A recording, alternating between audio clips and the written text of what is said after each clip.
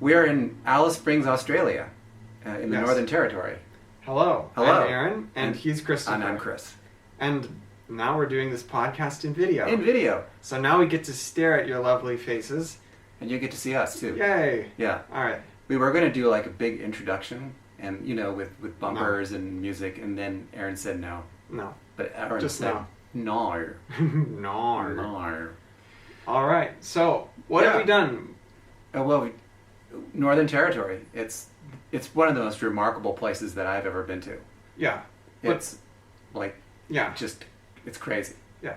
So a couple of days ago, we went from Sydney to Brisbane to Uluru Airport. Yes. And we started our journey in Uluru. I think they started with really the highlight. Normally, if we were doing this as a novel, we would wait until the end to do Uluru because that's like the thing people come here to do. The monolith. The great monolith in the middle of the desert. Mm-hmm. But we actually started with that. And then we went from there to Kings Canyon, mm-hmm. which is kind of like a stopover. And then from there to Alice Springs, which is where we are right now. Yep. So we're going to talk about all that and what we experienced. But before we get to that, our question of the week. Our question of the week is, have you experienced xenophobia as an American abroad? Anti-American sentiment. Yes.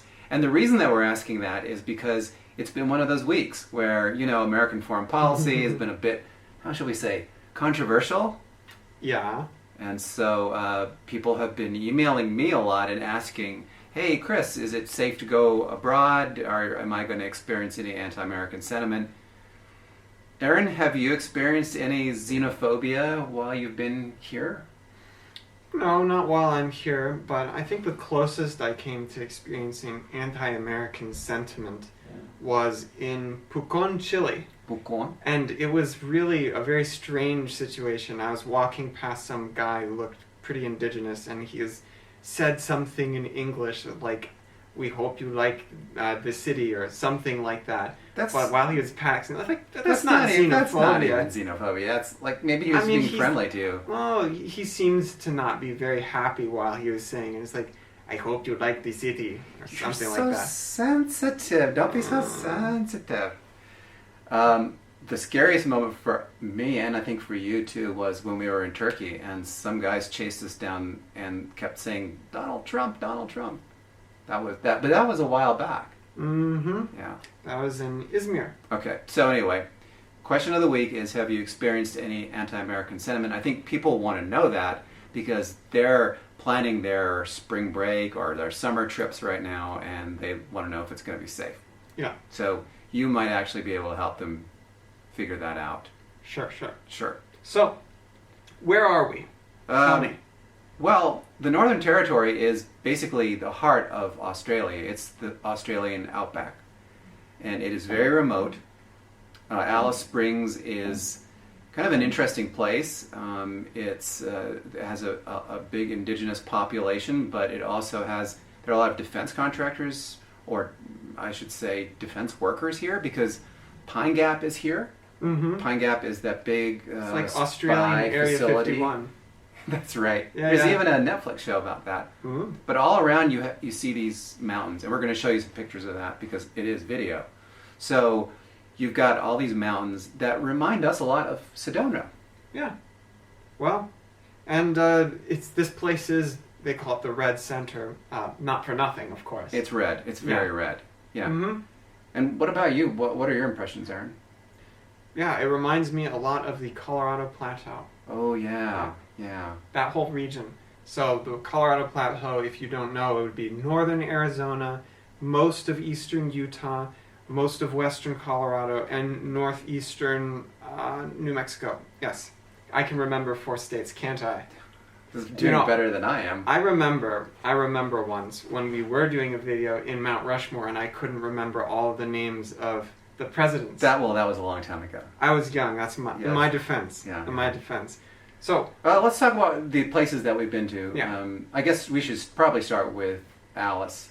Mm-hmm. The highlight, I think, of Alice was going on the stargazing tour yesterday, which was, if you've never been to Australia, I have to say, and in particular this part of Australia, the stars are like the main attraction. Mm-hmm. If you want to see stars, just wait until the sun sets, and you will see all the stars. And we have a picture that we're going to show you about. This is where we were yesterday. Yeah. And so Aaron set up his tripod and just started taking pictures of the night sky. It was pretty incredible. Yeah.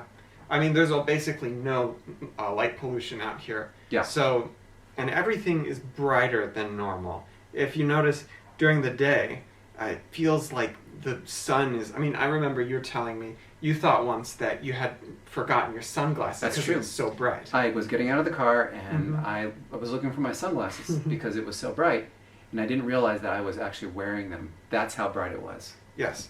But at night, it's completely different. I mean, you can basically see the Milky Way. That's how dark it is. It's incredible. But yeah. it's dark, but it's bright. If you know what I'm talking about. Yeah. So before Alice, we were actually in Kings Canyon, Mm-hmm. and we did something at this national park. To cheat, it's at Watarrka National Park, Yes. and we did something called the Canyon Rim Walk. Is that King Canyon Rim Walk, and it reminded me so much of Sedona. Our old home. Yeah, our old Yes. home. Yes. Well, we spent so much time in Sedona, but it was a great walk. It Yeah. was a canyon.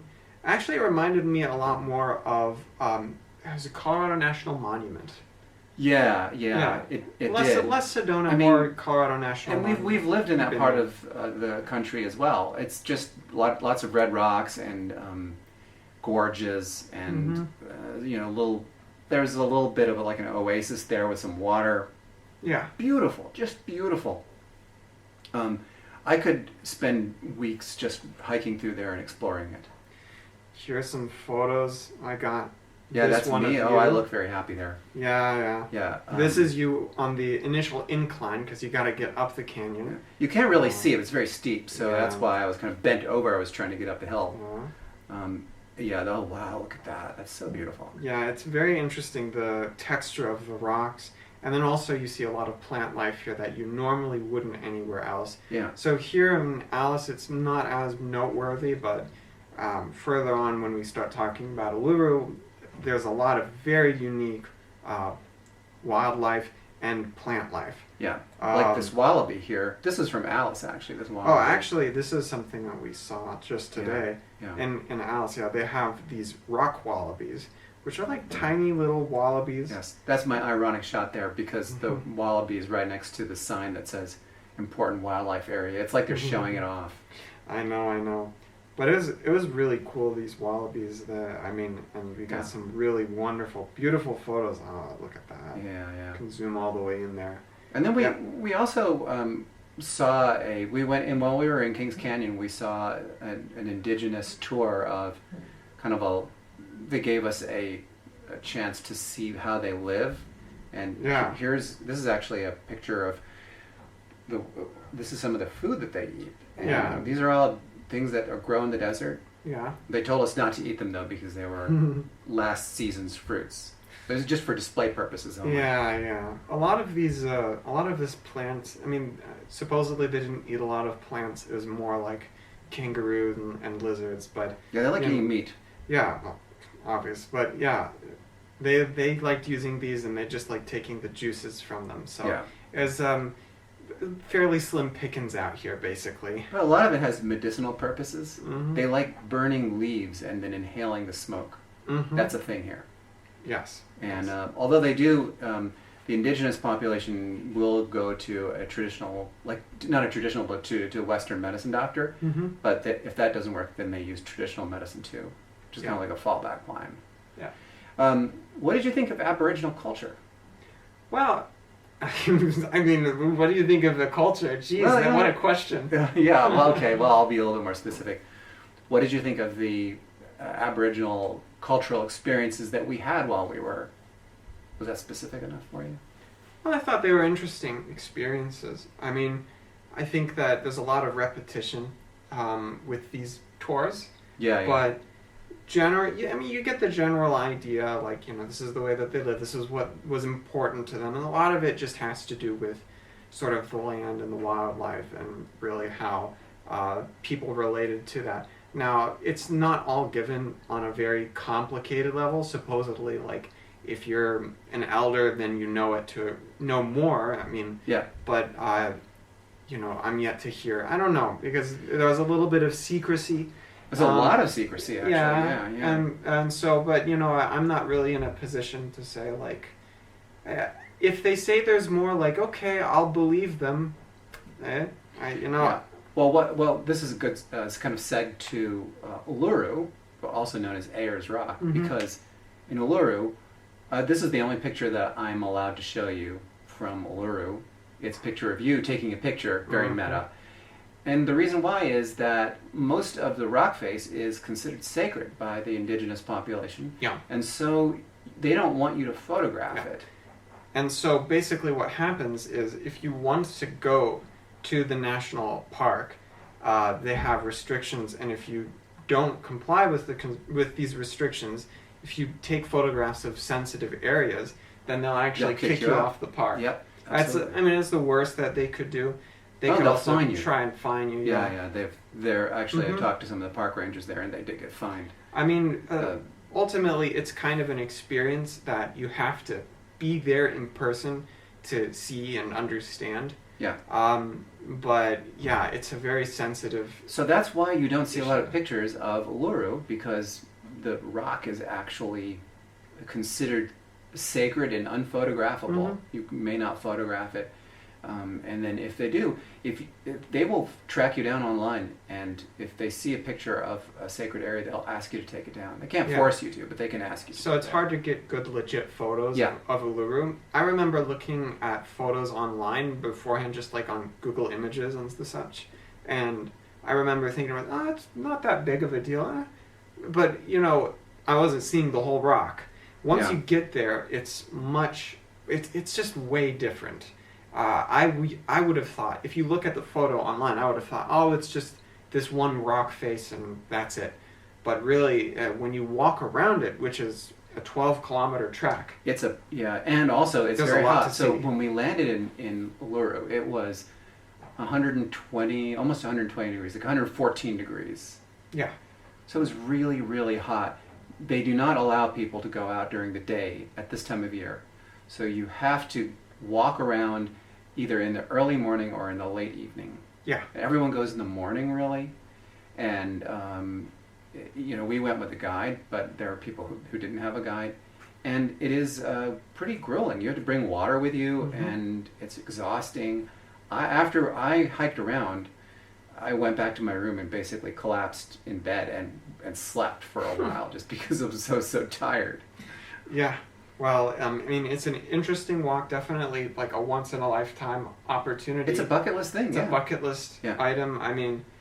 I think that it's definitely worth it if you really, really like red rocks. But I think that, for me, the thing that I liked most about the experience, about being in Uluru, actually, was the landscape. See, there are these desert oaks there, and they are like nothing else you've ever seen. You expect Australia to just be filled with eucalyptus and things like that, but you see so much more in Uluru, and just the whole landscape it's impossible. If you haven't seen photos of it and you want to see something really different, you've got to look at the landscape in a place like Uluru and other parts of Northern Territory. It's just it's crazy. The desert is beautiful. Yeah. So overall, what are your impressions of Northern Territory and this part of Australia? I think that this is something really different. And if you're looking for something really different, sort of a red rock Southwest desert experience, this is the place for it. There are other places in the world that are fairly red. Like, for example, there are parts of South America near Iguazu Falls. There are parts of Africa, many parts of Africa, so Namibia, South Africa, Kenya. You have Cambodia and parts of Thailand too. They have Cambodia is very red as well. It's very red. Yeah. Not Angkor Wat is like. It's not as mountainous. You don't get the rock formations. Right. So, but you get other things like Angkor Wat is obviously beautiful. It's beautiful, but not in a kind of a natural beauty. Like the red rocks of Sedona or Yeah. the red rocks here in Northern Territory, but but the temples there are like Absolutely amazing. You have to see those. Yeah, absolutely.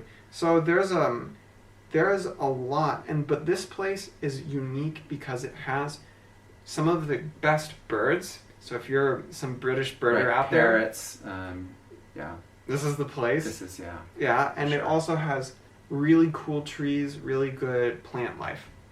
Whereas in Sedona, like, okay, in the Colorado Plateau, you don't really get the same diversity in terms of trees, for example. Yeah, there's a lot here that just we've never seen. Yeah. That I've and I'm still processing, to be honest with you. Mm-hmm. I'm trying to think of who should go to a place like Northern Territory, this part in particular. And I saw some families with young kids here. I'm not sure if this is the time of year to bring families with young kids. It's more of and I saw a lot of people who are a little bit older too, and they were really struggling in the heat. So I think that if you're going to bring people who are a little bit older, a little bit younger to a place like this, you should wait until at least the fall. So wait until maybe April or May to come out here. Winter gets a little bit cold, so June, July, August, it freezes here. But then in the spring, it's very nice too. I'm told the spring is the best time to visit. Oh. I would not come here though in December and January though, because it's just so hot. Yes. Also, one thing, if you're obsessed with beanies, there is a beanie festival. Oh yeah, tell them about the beanie festival. Yes. There's a beanie festival that happens at the Arts Center here. Yes. It's a worldwide phenomenon. It's really weird, and people come from all over the world to buy specialty beanies. Yes, it's like that are a beanie mecca. Beanies, right? Yeah. I'll have more in my story that I'm working on, which I haven't written yet. I got to get to that. All right. Well. So our question of the week again is: have you experienced any anti-American or xenophobic sentiment while you've traveled recently? And please tell us where you were and what happened to you. G-rated version only, please. In our last podcast, though, we had a couple of great comments. The question was, what's the best mass transit that you've ever experienced in your travelers? And people really wanted to talk about that. Thank you for all your comments. Tony says, I picked Tokyo as the best public transportation system.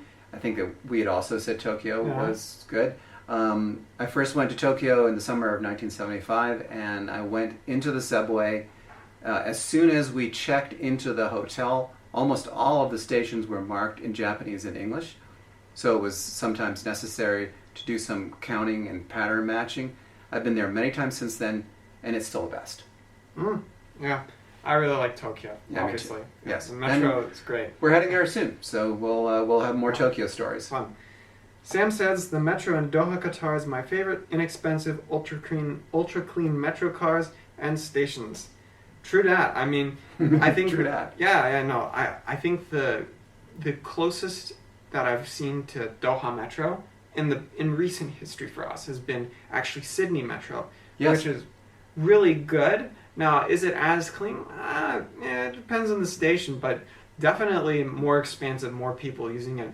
I can't vouch for the price because I haven't gotten any receipts yet. I'm getting any bills. We just do the tap to pay. But the thing is, it doesn't say it. I guess I have to look at my credit card statement. Yeah. I'm afraid. The Doha Metro is much less expensive than Sydney, but still pretty affordable. Much more affordable than like getting a Lyft or an Uber. Yeah. All right. Susan says, Berlin. The excellent mass transportation is quiet and so abundant that the city escapes traffic jams and rush hours. And to that I would say true that too. True that. Sorry. We lived in Berlin for about a month last summer, and we rode the metro, I don't know what they call it there, Schnellbahn, I don't know. And a couple of times we were almost caught because we didn't have tickets. Very bad. We had forgotten to buy tickets, so we didn't. But usually we had tickets. So anyway, I liked it. Yeah, I believe in Berlin they have the Schnellbahn, and then they have the normal trains, the ICE, and then they have the underground, and then they also have trams. Right, because of the East German, West German, they had built trams, and they have bus systems, and then they kind of tried to unify everything, so they have a lot of everything there. Yeah, so they have like 4, and then they also have buses. Yeah, so Yeah. that's 5 modes of mass transit. Right, So like right. you can get anywhere pretty easily there. All right. Well, I hope you enjoyed this very special video presentation of our podcast. I would love to know what you think about it. Do you think video is the way we should go? Should we go back to audio? I don't know. You can always just watch it, Or you can just listen turn to the it. video Yeah. off and just do that. Yeah. You can always listen to it just as an MP3. Right. Yeah. We really enjoyed doing this one. This was fun. And Yeah. we're going to be in Malaysia next week. Yes. In Kuala Lumpur. Kuala Lumpur. I don't know if we'll do the podcast from Kuala Lumpur, but we'll see. Yeah, and we've never been there, so who knows what's going to happen. Mm-hmm. We'll have our impressions and more in our next podcast. Yeah. Thank you for listening and watching. Bye. Toodles. Bye.